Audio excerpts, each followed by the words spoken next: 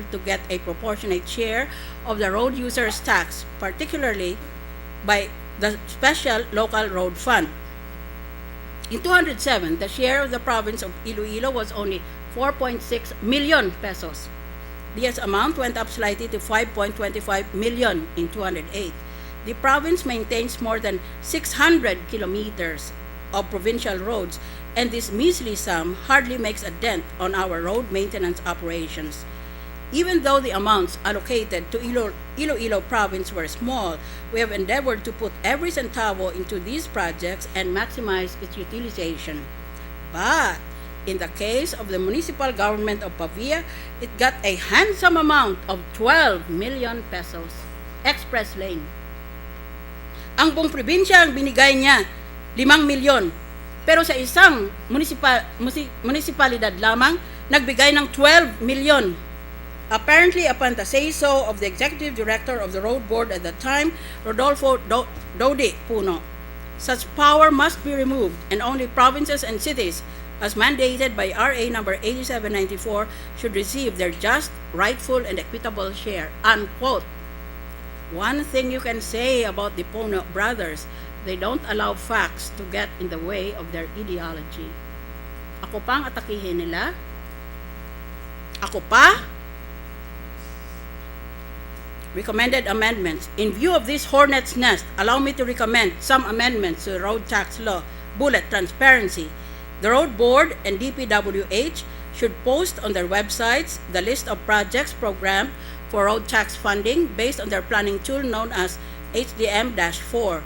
They should also post the list of projects actually funded, the actual releases, disbursements, and accomplishments. Bullet, composition of the road board. The present composition of 4 public officials serving ex officio out of 7 members renders the road board dependent on its full-time executive director who becomes a financial despot. Hari-hari siya, emperador siya. Hindi kaming mga senador at mga congressman makakapasok doon. Hindi kami, pati mga kasapi ng kabinete, hindi pwedeng pumasok sa kanyang kaharian. Siya lang ang hari. Hindi natin alam kung ilan ang reyna niya. Perhaps, as in New Zealand, the road board should be composed of road users themselves without any member from government. In the alternative, the road users should at least be the majority in the road board for better control and accountability.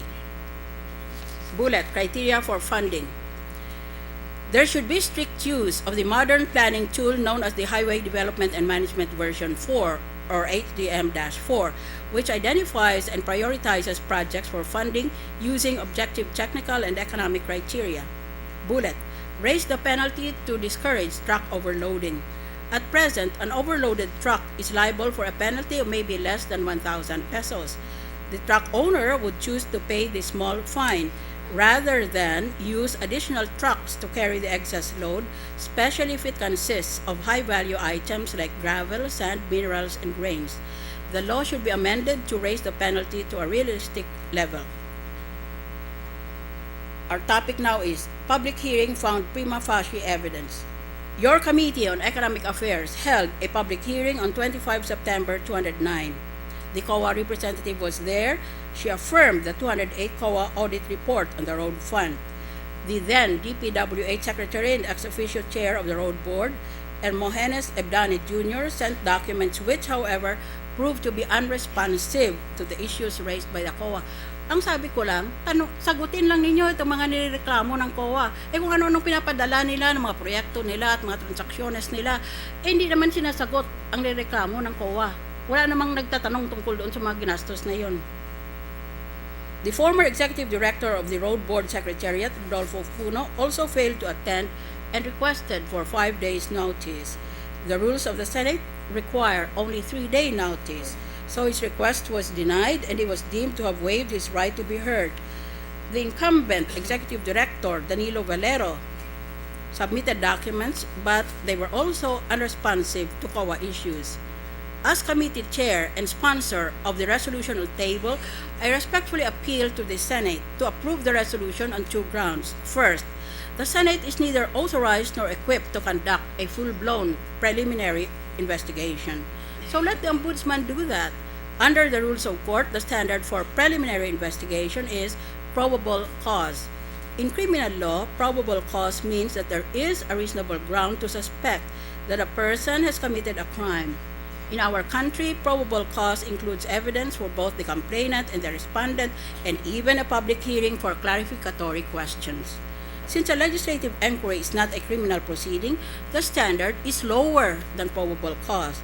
I respectfully submit that the standard is merely prima facie evidence, which means evidence that will establish a fact or even sustain a judgment unless contradictory evidence is produced.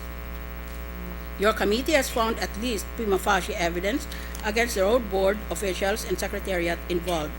Second, the road tax law is an abject and deadly failure, as proven by the virtual lack of drainage during the killer typhoon Ondoy and its successors in Metro Manila, Rizal, and other provinces listed as calamity areas. I appeal to our colleagues to either amend or even repeal the existing road tax law, which has proved to be a hotbed of multi-billion corruption. Finally, I humbly appeal to our Senate President, the Honorable Juan Ponce Enrile, to immediately establish an oversight committee on the road tax so that at least some form of legislative monitoring could be exercised over this particular giant pot of honey that has attracted so many busy bees. Conclusion. Our last slide is the painting entitled The Man with the Hoe by Jean-François Millet. This is the painting. It shows a weary farmer leaning on his hoe. It is said that this painting is the most powerful portrayal of how farm labor can degrade human beings to the level of animals. Para siya naging hayop ko. Wala na siyang pag-asa sa buhay. Let us look at this painting against the background of climate change and global warming that has periodically visited planet Earth. Climate change is not a new concept. Akala mo sa mga pagsasabi ng mga politiko silang nag-imbento ng climate change. Noon pa ito. It began from the time of the great flood that impelled Noah to build his ark. Global warming and global icing take place according to the life cycle of our planet. Talagang ganyan ang ating planeta. At this time, it signifies massive human deaths from floods, volcanic eruptions, tsunamis, and earthquakes. It is always wrong to be a corrupt public official, but today, more than ever, we cannot afford to live